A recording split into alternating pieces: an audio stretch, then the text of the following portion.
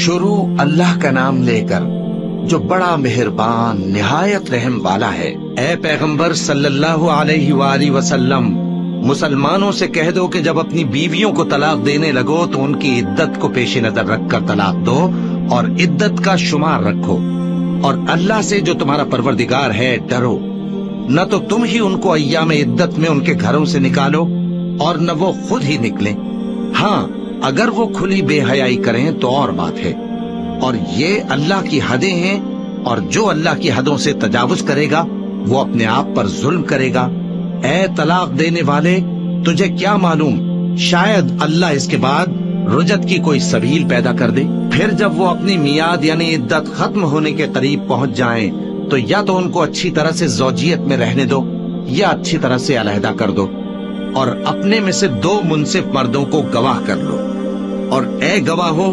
اللہ کے لیے درست گواہی دینا۔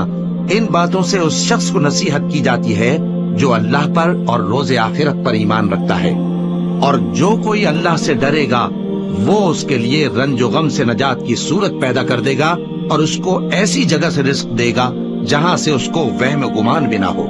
اور جو اللہ پر بھروسہ رکھے گا تو وہ اس کے لیے کافی ہوگا۔ اللہ اپنے کام کو جو وہ کرنا چاہتا ہے پورا کر دیتا ہے۔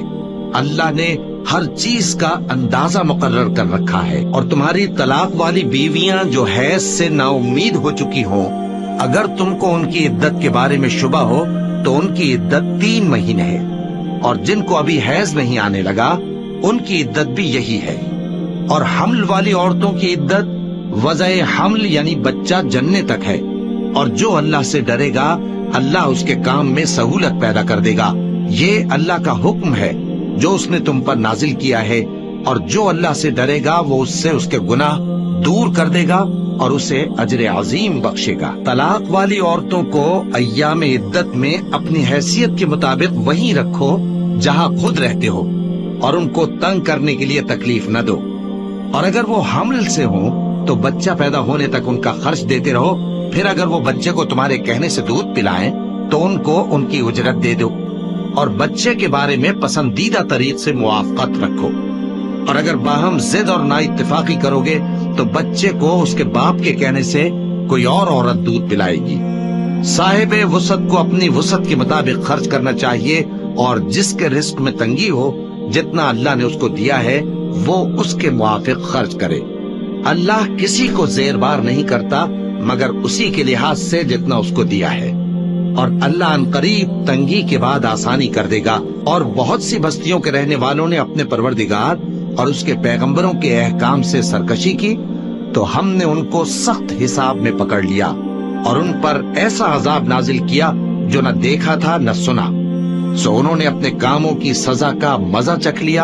اور ان کا انجام نقصان ہی تو تھا۔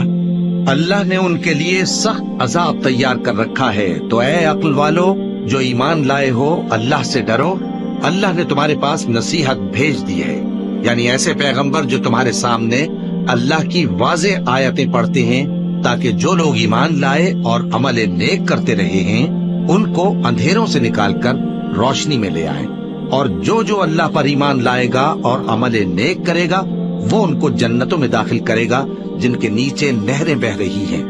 وہ ہمیشہ ہمیشہ ان میں رہیں گے۔ اللہ نے ان کے لیے کیا خوب رزق رکھا ہے۔ اللہ ہی تو ہے جس نے 7 آسمان پیدا کیے اور ویسی ہی زمینیں بھی، ان میں اللہ کا حکم اترتا رہتا ہے تاکہ تم لوگ جان لو کہ اللہ ہر چیز پر قادر ہے، اور یہ کہ اللہ اپنے علم سے ہر چیز کا احاطہ کیے ہوئے ہے۔